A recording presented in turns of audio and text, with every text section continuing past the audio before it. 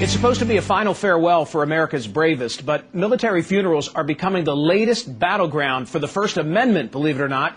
Protesters unhappy about the military's don't ask, don't tell policy have been protesting at military funerals.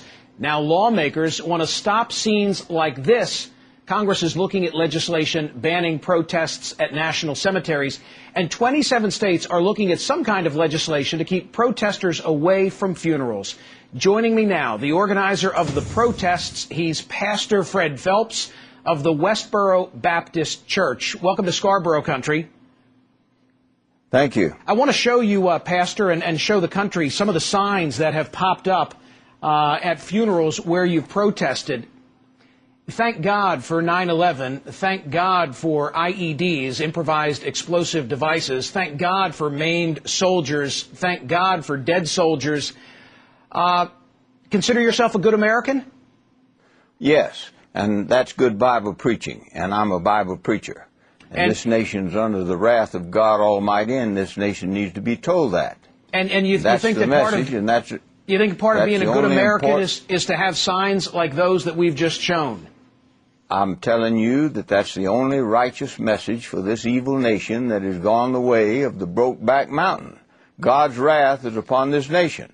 And he's pouring out that wrath by killing these soldiers and maiming these soldiers in Iraq and sending them back in body bags, and it's only going to get worse. The metaphoric language of the Scriptures is that smoke is coming out of the nostrils of God and fire is coming out of His mouth. I think it's already... That means that God is cursing this nation. I hear you. And Listen, this nation must be told that, and anybody that has just a little teeny-weeny knowledge of the Bible knows that that's the truth. Listen, this nation's only be going from bad to worse under the wrath of God Almighty. Already recognize all these exactly. efforts to stop Just hold on for a second here and let me get a word in. Of the First Amendment.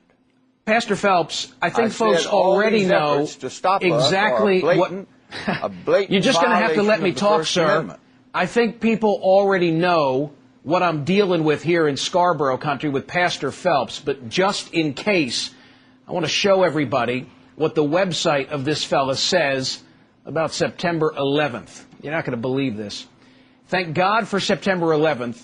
Thank God for those planes. God ordained and decreed these acts. He determined in eternity to hurl those airplanes like fiery darts out of the sky. He used the evil followers of Osama bin Laden to punish even more evil people.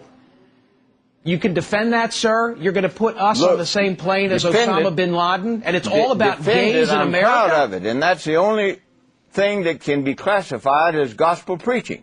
And the trouble with the nation right now is there's a national movement to blot out the First Amendment, a national movement to criminalize gospel preaching. Your argument is that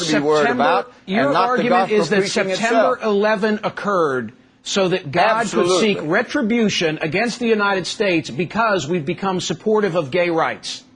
Absolutely. If an individual should, wait a minute, I've got a question for you. If an individual should die in urban America tonight, now you're going to have to shut up and let me do a little bit of the talking. You're not sounding like a man of God. Of course, it's the wrath of God that's poured out on this evil nation. Is every murder that's committed in the United States today a result of the same policy? God Almighty for this nation to say that it's okay to be gay, and that's the straits that we're falling upon, as it was in the days of Lot. I'm having a Rod Serling moment here, they bought, sir. They sold, they planted, Joining they built me now. All right, but enough the of same you. Day Lot went out of Sodom, it rained fire and brimstone. Cut his microphone. I've heard enough of this guy with the fiery eyes. Enough of him. Now, joining me on the phone from Michigan, someone far more sane, a state representative by the name of John Gleason. He's sponsoring some legislation that would put a stop to these protests. I think it's grotesque. And Katie Yeomans, her husband's funeral was actually victimized by one of these protests.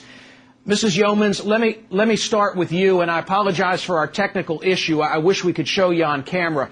Ma'am, would you tell us a little bit about the loss of your husband and what happened at his funeral? He gave his life for his country, true? Yes, he did. We were at the funeral. We were told earlier in the week that we would have protesters at the funeral. Basically what happened, the community came out, the Patriot Guard, and showed their support and shielded us from the protesters. How close did they get? Within 50 feet, probably. You know, ma'am, I don't believe in anything that those people claim to stand for or represent, but I'm obligated to play devil's advocate, truly devil's advocate, and at least offer you this question. Some would say that your husband gave his life so that they would have a First Amendment right in a circumstance like this. To that argument, what would be your response? There's a time and place for everything. There is a right to protest and everything else, but a funeral is not a time to do it. A funeral is time to mourn, pay respect, and to celebrate the life of this American hero.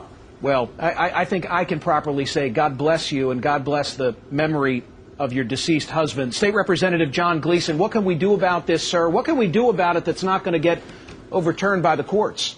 Well, we've had a great history in America of offering opportunities for change. We're offering one here in Michigan. We are demanding that these sick individuals stay at least 500 feet away from the funeral setting.